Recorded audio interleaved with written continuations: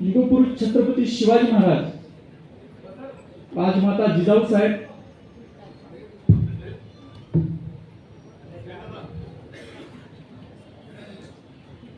स्वराज्य रक्षक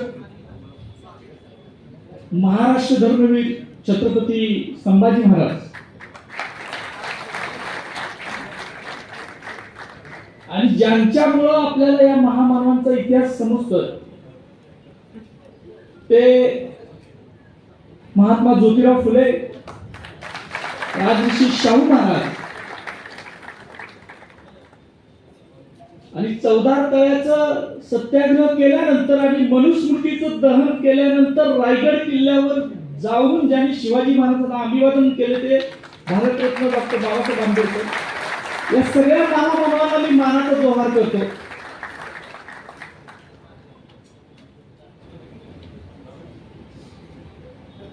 राहत इंदोरींची एक कविता म्हणा, शायरी म्हणा, ती वारंवार मला आठवत असते।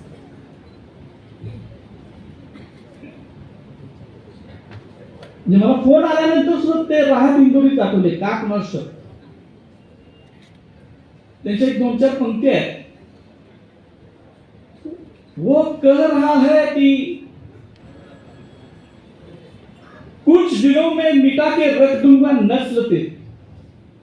वो कह रहा है कि कुछ दिनों में मिटा के रख दूंगा नस्ल तेरी। है उसकी आदत डरा रहा है उसकी आदत इधर थोड़ा सा बदल कर तो है उनकी आदत डरा रहे है मेरी फितरत डरा नहीं है मेरी फितरत डरा नहीं हूं। कारण या निडरतेच्या पाठीमागे तुमच्या सगळ्यांची ताकद आहे। कोल्हापूरच्या लाल मातीची आणि पंचगंगेच्या पाण्याची ही ताकद आहे। असे अनेक कुठले कुठले कर येतात, अनेक वेळेला धमक्या वगैरे देत असतात। कुठे त्याची वाच्यता सुद्धा मी करत नाही। पण महिन्याभरापूर्वी माझे मित्र आहेत हर्षल, त्यांना माहित आहे की या फोन यायच्या अगोदर आठवडाभर काही जमीर जागृत असणारी, म्हणजे स्वतःचं मन जागृत असणारी काही माणसं महाराष्ट्रात आहेत। पोलीस दलात सुद्धा आहे। त्यांचं नाव नाही मी सांगत, कारण अशी माणसं ओपन केली नसली पाहिजेत असं मला वाटतं। त्यांचा मला फोन आला आणि त्यांनी मला काही गोष्टींचे संकेत देऊन ठेवले की काही घडू शकतं, काय होतंय ते, काय संकेत दिले तो ना भाग आलाय। आणि त्यानंतर बरोबर 4-5 दिवसांना हा एक फोन आला। मित्रांनो, मी माझा फोन कधीच रेकॉर्डला ठेवत नाही, कारण आपल्याला तशी गरजच लागत नाही। त्या दिवशी फोन आला, त्या दिवशी सुद्धा माझा फोन काही रेकॉर्डला नव्हता। पण फोन रेकॉर्ड करायच्या अगोदर सुद्धा जे काही मिनिटं संभाषण झालं त्यानंतर मला असं वाटलं की आपण हे रेकॉर्ड केलं पाहिजे, कारण काहीतरी गंभीर विषय हा व्यक्ती बोलतोय। आणि म्हणून मी ते फोन रेकॉर्ड केले। 12:04 मला फोन आला। त्याच्या अगोदर 2 फोन येऊन गेले। मी पहिला व्हॉट्सअप कॉल कट केला, त्याच्यानंतर एक फोन घेतला, त्यानंतर कट केला, त्याच्यानंतरचा फोन मात्र मी रेकॉर्ड केला। आणि फोन झाल्यानंतर 6 मिनिटं 28 सेकंद आणि त्याच्या अगोदरचं जरासं पुढचं मागचं काहीतरी असेल कम्युनिकेशन, 7-8 मिनिटाचं असेल साधारण। मला असं वाटलं की या शिवरायांच्या महाराष्ट्रात शिवाजी महाराजांच्या बद्दल एवढ्या खालच्या पातळीला जाऊन कोण विचारच करत कसा असेल याची मला अस्वस्थता निर्माण झाली। आणि त्यानंतर मग मी निर्णय घेतला, माझ्या कुणालाही विचारलं नाही, माझ्या सत्सद विवेक बुद्धीला जे पटेल तो निर्णय होता आणि मी तो व्हायरल केला. मला खरं तर व्हायरल सुद्धा करता येत नव्हतं. मी माझ्या एका मित्राला पाठवलं, त्याला रात्री उठवलं, त्याला सांगितलं की बाबा हे जोडून दे, मला येत नाही करायला. त्याने दिला आणि मग मी तो पहाटे व्हायरल केला फोन. माझी अपेक्षा नव्हती की महाराष्ट्र, त्यातनं एक वाक्य मुद्दाम म्हणून लिहिलेलं होतं माझ्या त्या पोस्टमध्ये, की हे ऐकल्यानंतर तरी झोपलेला मराठा बहुजन समाज जागा होतो काय मला पाहायचं होतं. आणि खरोखर शिवरायांचं रक्त महाराष्ट्रामध्ये अजून जिवंत आहे याची प्रचिती मला आहे. कारण या गेल्या 10 वर्षामध्ये व्यक्त होणं, बोलणं, तुम्ही बघा महाराष्ट्राचं समाज जीवन काढा, किती लोक धाडसानं बोलतात बघा. आमच्या इथं आहेत किरणराव आहेत, विजयराव माने मोरे चोरमारे सर आहेत. अशी हाताच्या बोटावर 10 जी बोट आहेत ना, तेवढी सुद्धा लोक तुम्हाला सापडणार नाहीत की जी धाडसानं बोला लागले. सत्य मांडायची हिंमतच ठेवायची नाही, अशा पद्धतीने एक रचना करून सगळ्या भारतभर काम चालू आहे. आणि त्याच्यातूनच आपल्याला माहित आहे की पानसरे अण्णांचं ज्या पद्धतीनं त्यांनी खून केला, मारेकरीच सापडत नाही. दाभोळकर सरांचा केला, कलबुर्गी आहे, गौरी लंकेश आहेत, अनेक आहेत. आपण महाराष्ट्रात राहतो, आपल्याशी संबंध महाराष्ट्र कर्नाटकाचे म्हणून समजतंय. भारतभरामध्ये काय काय झालंय याचा जरासा आपण आढावा घेतला तर अत्यंत भयान परिस्थिती यांनी करून ठेवलेली होती. आणि दहशत, भीती घालणं, डर पैदा करणं ही त्यांची जी काय सनातनी चाल आहे. त्या भीती हे सगळ्यात मोठं भांडवल एका विशिष्ट प्रवृत्तीचं आहे. ती आत्ताची नाही आहे, ती प्राचीन काळापासून टप्प्याटप्प्याने चालत आलेली आहे. खर तर यांना भ्यायची काहीच गरज नाही. कारण ज्या वेळेला आपण ठामपणे शत्रू ठोकून यांच्यासमोर मैदानात उभं राहतो, त्यावेळेला कसा कोरटकर पळत होता तेलंगणापासून मद्रास पर्यंत पळून जाणारीची आव्हान आहे. त्यामुळं यांना घाबरायची गरज नाही. आणि ठामपणे मैदानात आपण उभा राहिलो, ताटपणे उभा राहिलो, निडरपणे उभा राहिलो तर कसा समाज पाठीमागे राहतोय ते आजच्या आपल्या सभेनं दाखवून दिलं.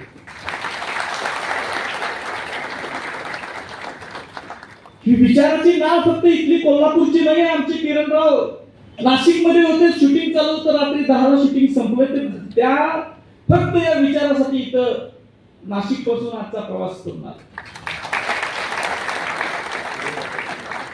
मला सुद्धा वाटत नव्हतं की मी कोल्हापूरचा आहे, कोल्हापुरात आपल्याला आपले मित्र आहेत, पुरोगामी कोल्हापूर आहे, शाहू राजाचं कोल्हापूर आहे, आपल्याला सपोर्ट कोल्हापुरात मिळेल.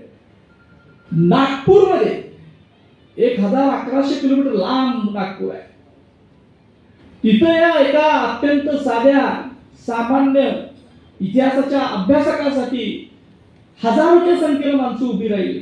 ही ताकद, निडरतेची ताकद आहे असं मला वाटतं. आणि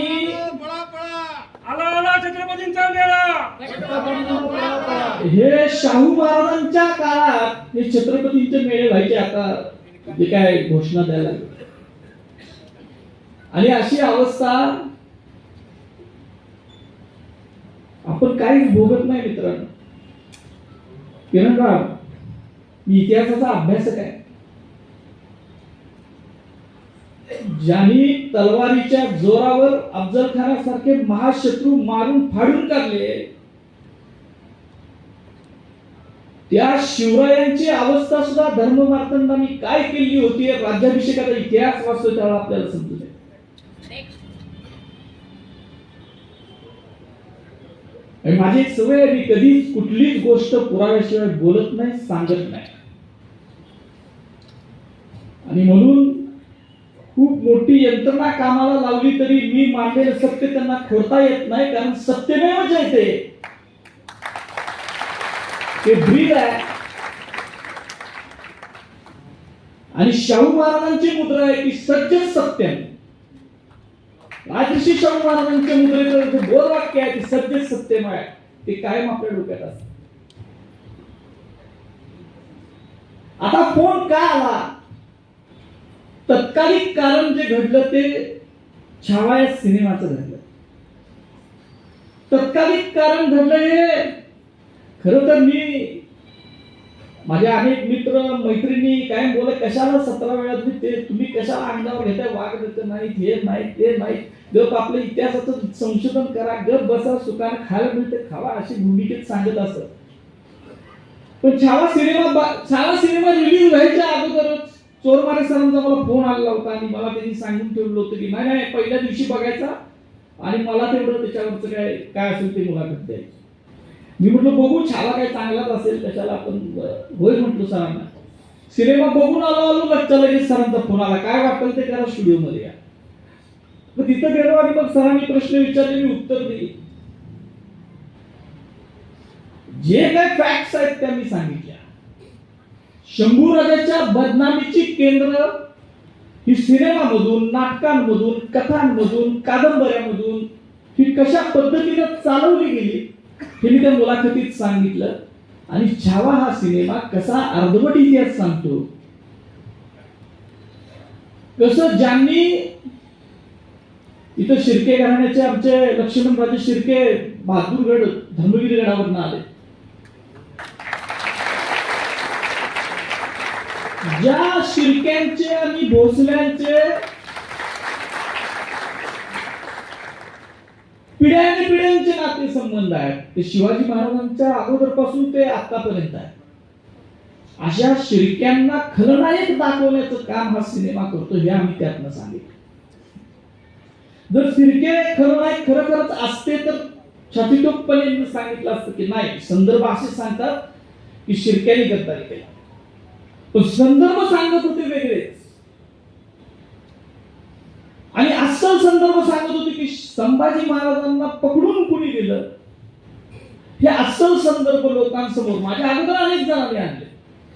फक्त आता सोशल मीडियाचं जग असल्यामुळं सामान्य लोकांपर्यंत ते मी सांगितलेलं जास्त पोहोचलं. आणि त्यामुळं ज्यांनी संभाजी महाराजांचा त्यांच्या हयातीत बदनामीचा प्रयत्न केला, ज्यांनी शंभूराजांना पकडून औरंगजेबाकडे दिलं, ज्यांनी शंभूराजांना विष घालून मारायचा प्रयत्न केला, आणि शंभूराजे गेल्यानंतर सुद्धा नाटकातून, सिनेमातून, कथा कादंबऱ्यातून हे अत्यंत पराक्रमी, अत्यंत विद्वान आणि अत्यंत समतावादी असणाऱ्या, मी हा शब्द मुद्दाम वापरतोय कारण शंभूराजे समतावादी का होते याचा इतिहास दाखला देतो. संभाजी महाराजांनी शिवाजी महाराजांच्या राज्याभिषेकाच्या वेळेला ज्या धार्मिक अडचणी होत्या त्यातून मार्ग काढला. गागा भटांच्या बरोबर बसून ते राज्याभिषेक पोथी जी निर्माण झाली आणि त्यानंतर गागा भट यासारखा विद्वान, जो काशीचा महापंडित ज्याला म्हटलं जातं, त्यानंतर त्या गागा भटानेच संभाजी महाराजांना एक ग्रंथ अर्पण केला, त्याचं नाव आहे समनयन.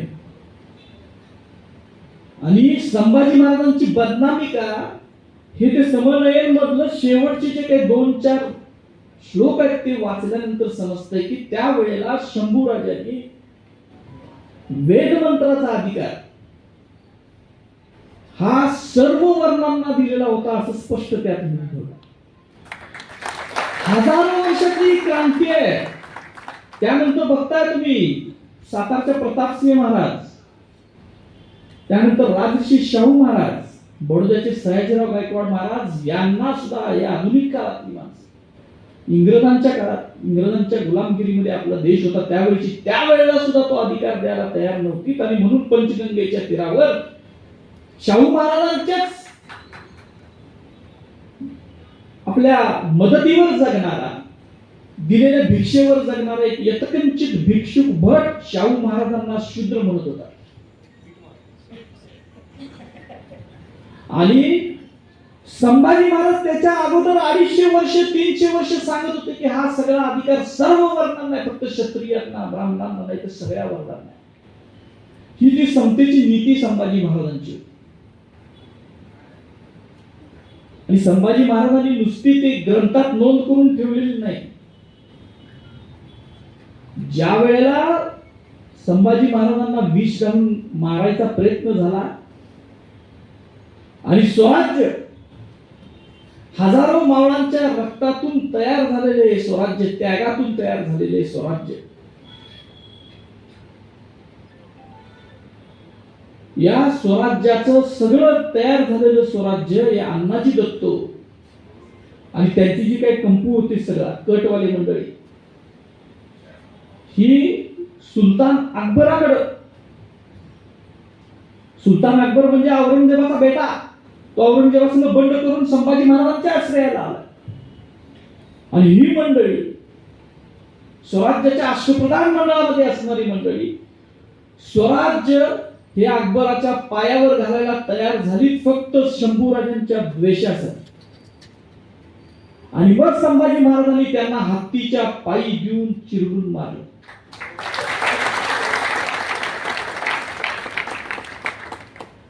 भारताच्या हजारो वर्षाच्या इतिहासात तुम्ही अनेक अभ्यासक आहेत, तुम्ही काढा,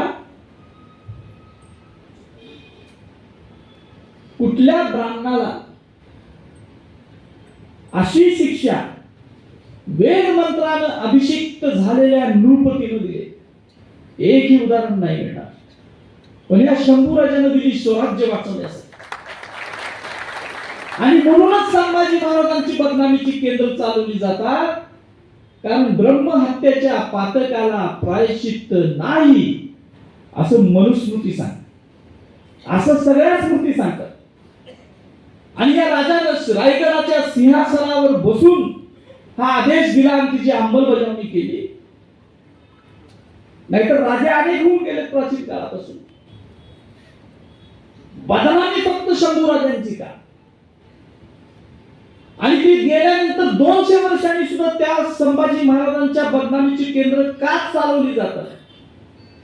गडकऱ्यांचं राजसन्यास नाटक तुम्ही वाचू शकणार नाही. आज शब्दांचा फुलोरा प्रचंड आहे, भाषा प्रभू म्हटलं जातं, पण त्या भाषा प्रभूनं या नचिकेळकरांच्या नादानं नादानपणा केला आणि शंभूराजांसारख्या महापराक्रमी राजाचं चरित्र ज्या नाटकात रंगवलंय.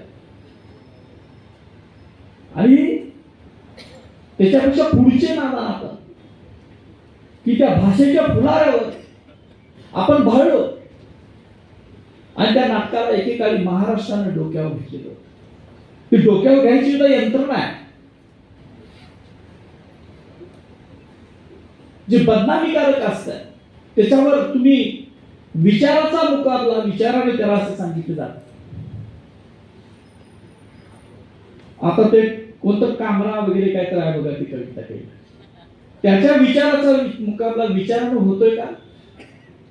जेम्स वेलनं घाणेरडं लिहिलं त्यावेळेला सांगायला लागले की विचाराचा मुकाबला विचारानं करा. आणि ज्या वेळेला तुमच्यावर येते त्यावेळेला विचाराचा मुकाबला विचारानं होत नाही. पण आम्ही विचारवंत आहोत, आम्ही आमचा समाज विचारवंत आहे. आम्ही विचारांचा मुकाबला विचारानंच करणार आहोत. आमच्यातला भगतसिंग मेलाय असं कोणी समजू नये, तो जिवंत आहे.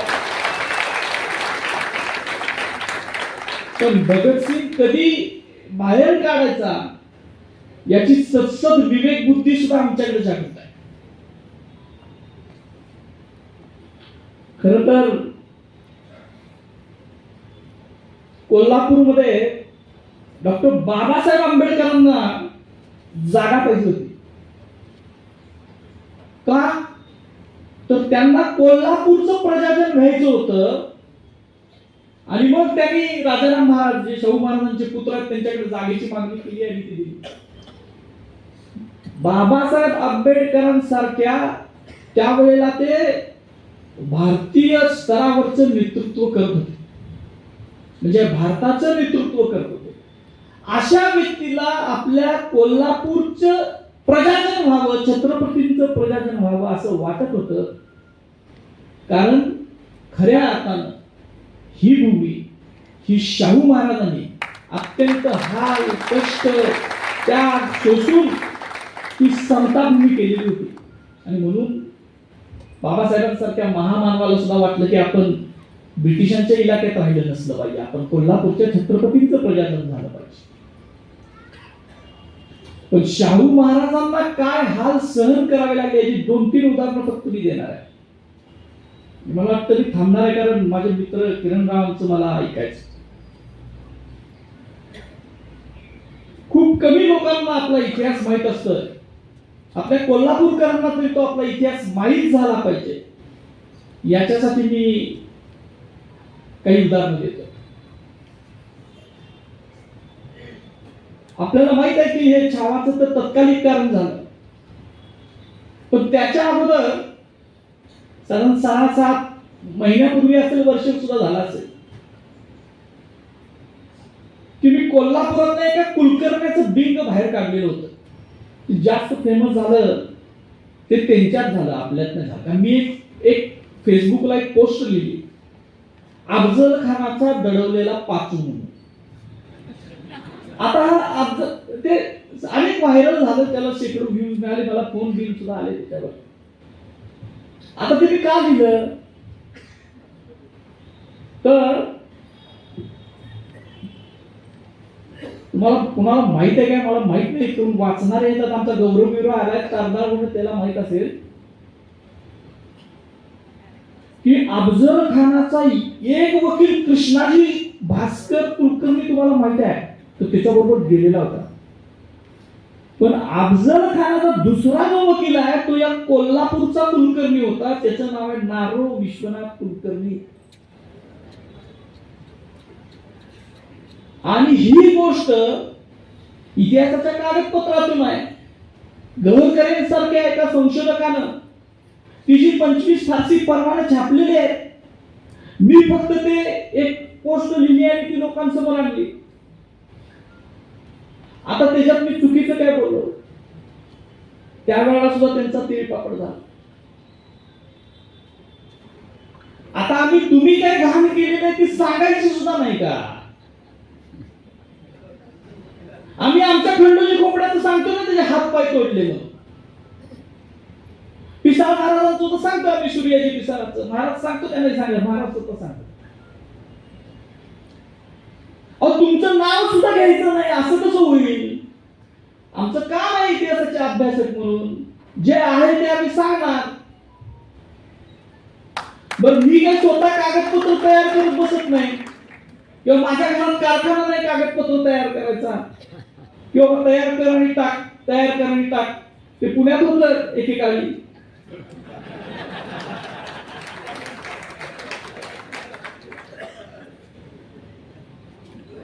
आता हे मी काही कागद आणले. या पुस्तकाचं नाव आहे 20व्या शतकातील महाराष्ट्र खंड 1. हे खंड खूप, त्याच्यातला हा पहिला भाग आहे. हे खंड लिहिलेत यदी फडके नावाच्या संशोधकाने. आता मिळत नाहीत बाजारात, कारण चांगलं लिहिलेलं सत्य लिहिलेलं बाजारात काढून टाकायचे काही लोकांची खूप प्रवृत्ती आहे. त्याच्यामधलं हे एक आहे.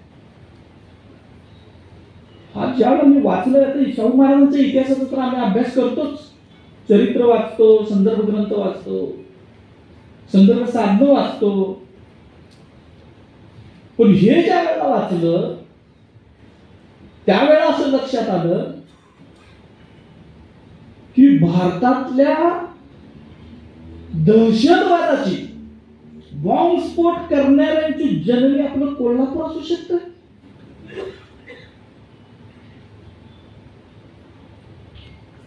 कोल्हापूर मधलेच, आता कुणाची नावं सांगायची, परत म्हणणार तुम्ही जातीयवादी झाला का काय, पण आता ही लिहिलेलीच नाव आहे तर माझ्या हे नाही. सांगा. सेनापती बापट तुम्हाला माहित आहे, आपण सगळ्यांचा ऐकतोय. पहिला बॉम्ब निर्मिती करणारा माणूस कोण असेल, सेनापती बापट. आणि या त्यांचं नाव गोविंद पांडुरंग बापट. ते पुण्याचे होते. त्यांचा पुतळा खरा आपण इथं लावून ठेवला, का लावलाय मला माहित नाही. तर ह्या पुण्याच्या बापटांनी बॉम्ब कसा तयार करायचा याचं प्रशिक्षण घेतलेलं होतं. हे खूप आहे, हे वाचत नाही मी कधी, तर नंतर त्याच्यावरच बोलतो सगळ्यात. आणि हा बॉम्ब तयार करायचं प्रकरण जे आहे ते कोल्हापुरातल्या दामू जोशी नावाच्या एका अतिरेक्याला त्यांनी सांगितलं. आता हा दामू जोशी हे खूप प्रसिद्ध पात्र आहे शाहू महाराजांच्या इतिहासातलं. ह्या दाम्यानं काय केलं, शाहू महाराजांना दाम्यानं म्हणायचं, मी नाही, शाहू महाराज म्हणायचं. तर या दाम्याने काय केलं की ह्या बापटाकडचे बॉम्ब घेतले आणि 1908 मध्ये शाहू महाराजांच्या कन्या राधाबाई उर्फ अक्कासाहेब महाराज, ज्यांच्या नावानं राधानगरी हे गाव वसलंय, त्यांचं लग्न होतं त्या जुन्या राजवाडा, आता ज्याला आपण जुना राजवाडा म्हणतो, त्या जुन्या राजवाड्याच्या प्रांगणात ते लग्न होणार होतं. तर ह्यांनी तिकडून 2 बॉम्ब फिरकीच्या तांब्यातले मागवले.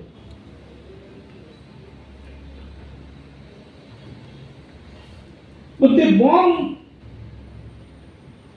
आता त्याचं वाचन दाखवतो, म्हणजे मी काय म्हणतोय, परत गोंधळ नको उडाय. फडकेंनी लिहिलेल्या संदर्भासह गोविंदराव, आता नाव घेतो, ऑक्टोबर 1907 मध्ये तुरुंगातून सुटल्यानंतर दामू जोशी 1908च्या प्रारंभी मुंबईला हनुमंतराव कुलकर्णी मूर्तिबावीकरांना भेटले आणि नंतर बाबाराव सावरकरांना भेटण्यासाठी नाशिकला गेले. पण बाबाराव बाहेरगावी गेलेले असल्याने त्यांची भेट होऊ शकली नाही. तेथून ते बेलापूरला स्वामी विद्यानंद सरस्वतींच्या मठात गेले आणि मग पुण्याला श्रीपाद दत्तात्रय नागपूरकर, आता इथं नागपूरकर आहे, रामचंद्र बाळकृष्ण गद्रे वगैरे मित्रांना भेटण्यासाठी गेले. पुण्यात गोविंदराव बापटांच्या बरोबर, म्हणजे सेनापती बापटांच्या बरोबर बॉम्ब निर्मितीच्या उलाढालीत गुंतलेले नागपूरकर, गद्रे, गंगाधर विश्वनाथ उर्फ नानासाहेब गोखले, विष्णू रामचंद्र काटदरे हे सारे मूळचे कोल्हापूरचे होते आणि पुण्यात शिकण्याच्या किंवा नोकरीच्या निमित्ताने राहत होते. बापटांनी बनवलेल्या बॉम्बचे विध्वंसक सामर्थ्य चाचणीत पाहिल्यानंतर, म्हणजे त्याचं सामर्थ्य विध्वंसक होतं, त्या बॉम्बचा उपयोग 21 मार्च 1908 रोजी होणाऱ्या शाहू छत्रपतींच्या कन्येच्या अक्कासाहेबांच्या विवाहाच्या वेळी लग्न मंडपातच करावयाचा, असे कोल्हापूर नगर वाचनालयाचे अध्यक्ष गणपत बाळाजी मोडक यांच्या सूचनेनुसार दामू जोशी, नारायण विष्णू फडणवीस, हितोदा फडणवीस आहे, श्रीपाद नागपूरकर वगैरे ठरवले. आता मग तो बॉम्ब त्यांनी कणकेत दळवला आणि मग ती नानासाहेब गोखल्यांना दिली आणि फडणवीसांच्या स्वाधीन केली. पण तोपर्यंत विवाह होऊन गेला आणि शाहू महाराज सावध असल्यामुळे या बॉम्बचा स्फोट झाला नाही. 2 बॉम्ब फिरकीचे आणलेले होते, लक्षात ठेवा. कोण आहेत दहशतवादी? हर अतिरेकी इस धर्म का होता है म्हणणारे हे वाचणार आणि सांगणार आहेत का नाही? दुसरी एक गोष्ट आहे, तो बॉम्ब फुटला नाही, दाम्याला अटक केली शाहू महाराजांनी, पण परत लक्षात ठेवा, शाहू महाराजांनाच बॉम्ब उडवून द्यायचा प्रयत्न केला. आता एवढंच वाचतो, 25 जून 1908 रोजी बॉम्ब तसा कसा तयार करावा हे समजावून सांगणारी पत्रके कोल्हापुरात लावण्यात आली. कोल्हापूरच्या रेल्वे स्टेशनवरून शहराकडे जाणाऱ्या रस्त्यावर 27 जून 1908 रोजी बॉम्बचा स्फोट झाला. तेव्हा रस्त्यावरून चाललेल्या एका टांग्याचे नुकसान झाले. शाहू छत्रपती त्या दिवशी सकाळी पुण्याहून आगगाडीने येणार होते, म्हणून त्यांच्या राजवाड्याकडे जाणाऱ्या वाटेवर बॉम्ब ठेवण्यात आला होता. पण छत्रपती नंतरच्या गाडीने आल्यामुळे त्यांच्या विरोधकांची योजना अयशस्वी झाली. 25 जुलै 1908 रोजी पुन्हा बॉम्ब बद्दलची पत्रके लावण्यात आली. दामू जोशी आणि त्यांचे सहकारी यांनी उद्योग चालवण्याचे पुढे उघडीस आले. हे उघडीस आलेले उद्योग आहेत, अनेक आहेत, तुम्ही वाचा. आणि हे आपल्या कोल्हापुरात होत आहे. पण हे शाहू महाराजांनी सगळं मोडीत काढलं. याच्यात अनेक गोष्ट आहेत, म्हणजे अनेक गोष्टी सांगण्यासारख्या आहेत. कोल्हापूर हे त्यांना सेफ हेवन वाटत होतं शाहू महाराज व्हायच्या अगोदर. पुण्याप्रमाणेच कोल्हापूर हा आपला बालेकिल्ला आहे असे ब्राह्मण समजतात. आणि कोल्हापूरच्या तसेच पुणे, नाशिक, बेळगावच्या ब्राह्मणांची वृत्ती लक्षात घेतली तर तिची परिणती भयानक हिंसक कृत्यामध्ये होईल अशी आपल्याला भीती वाटत असल्याचे शाहू छत्रपतींनी एजरली या गृहसचिवास 1906 सालीच कळवलेले. शाहू महाराजांच्या काळातली परिस्थिती शाहू महाराजांनी, भास्करराव जाधवांनी, दाजी विचारांनी, डोंगऱ्यांनी, त्यावेळच्या सगळ्या सत्यशोधकांनी त्याच वेळेला पलटून टाकलेली होती. म्हणजे या दहशतवाद्यांची दहशत सहन करून त्यांनी लोकांच्यात प्रबोधन केलं आणि यांची ही विध्वंस कृतीला आळा घातलेला होता. आज कोल्हापुरात काय परिस्थिती आहे? आज सुद्धा दाम्या जोशीचे वारस, या नागपूरकरचे वारस, कोल्हापूरकरचे वारस कोल्हापुरात पुन्हा सक्रिय झाले. आपण म्हणतोय कोल्हापूर ही पुरोगामी नगरी आहे, शाहू नगरी आहे, आणि आहे कारण शाहू महाराजांचा विचार हा फक्त महाराष्ट्राला नाही तर देशाला दिशा देणार आहे, त्याच्याबद्दल काही दुमतच नाही. आणि म्हणूनच पुन्हा एकदा आपलं कोल्हापूर हे या करांच्याकडून टार्गेट केलं जात आणि ते पुन्हा एकदा प्रतिगामी कसं होईल याचे प्रयत्न चालले. त्याच्यातूनच मग शिवाजी महाराजांच्या विद्यापीठाचं नाव देणाऱ्या म्हणजे नाव बदला का? ज्या वेळेला शिवाजी महाराजांच्या नावानं विद्यापीठ काढायची कल्पना सुचलीच त्यांना आपण सॅल्यूट केला पाहिजे. लक्षात घ्या,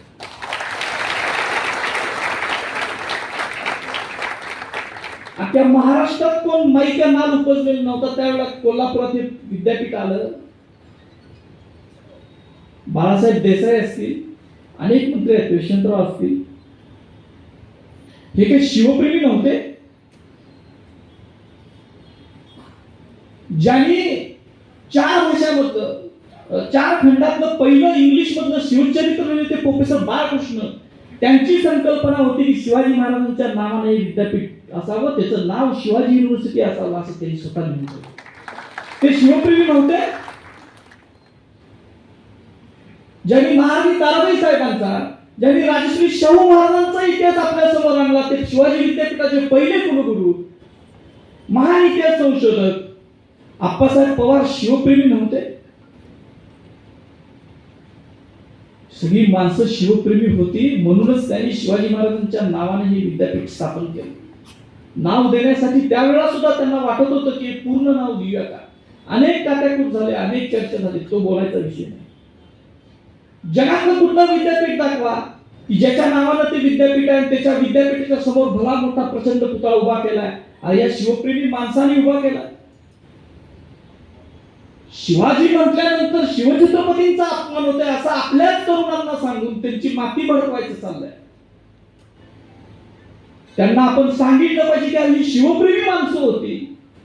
तुम्हाला आम्हीच विद्यापीठ काढायचं असेल तर केंद्रीय विद्यापीठ काढा, त्याला नाव द्या छत्रपती शिवाजी महाराज विद्यापीठ. तुमच्या हिंमत असेल तर दिल्लीला जाऊन सांगा मोदी यांनी शाळा. आमच्या पूर्वजांनी काढलेल्या अत्यंत शिवप्रेमी असणाऱ्या या माणसांचा अपमान करण्याचं काम सुद्धा ही मंडळी वारंवार करत असते. बोलण्यासारखं खूप आहे, मला वाटतं जरा वेळेपेक्षा जास्तच बोललो. मला आता आपल्या सगळ्यांना फक्त एकच विनंती करायची आहे. आपल्या इथं पत्रकार आहेत, शासकीय अधिकारी आहेत, पोलीस दलामधले अधिकारी आहेत, आपण सामान्य माणसं आहोत, विद्यार्थी आहेत, महिला आहेत. आपण खूप काय मोठी क्रांती करायची गरज नाही. आपण फक्त मला एवढंच वाटतं की आपण व्यक्त झालं पाहिजे आणि त्याचा आदर्श आम्ही आमच्या किरणदादाकडनं घेतला पाहिजे. किरणदादांनी आपलं सगळं करिअर पणाला लावून आणि ते व्यक्त व्हायला लागले आणि त्यानंतर काय झालं हे आता स्वतःच ते सांगतील. ते जास्त बोलणार नाही. परत पुन्हा एकदा आपण मला एवढं प्रेम दिलं, हा भला मोठा पेन दिलाय, मला वाटलं तलवार वगैरे काय तर देतील.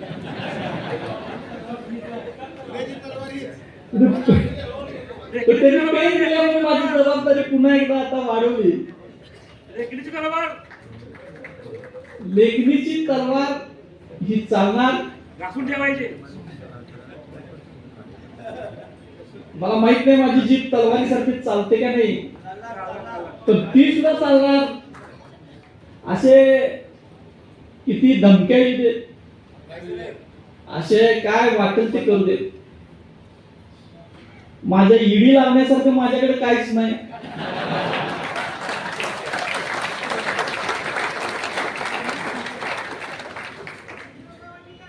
सुदैवानं आमच्या पिताश्रींच्या मुळे, माझ्या आईमुळं खाय प्यायची मला काही तजाब नाही. माझे दोन्ही भाऊ सक्षमपणे उद्योग करून आहेत, कसलाही 2 नंबरचा धंदा नाही. आणि त्यामुळं जो सत्य इतिहास आहे, जो खरा इतिहास आहे, जे कागदपत्र सांगतात आणि जो ग्रंथातून आणि कागदपत्रातून त्या विशिष्ट प्रवृत्तीनं दडवून आणि दडपून ठेवलेला इतिहास आहे, हे सांगायचं काम इंद्रजित सावंत वारंवार करणार. एवढंच तुम्हाला आश्वासन देतो. म्हणतो जय हिंद, जय महाराष्ट्र, जय भीम.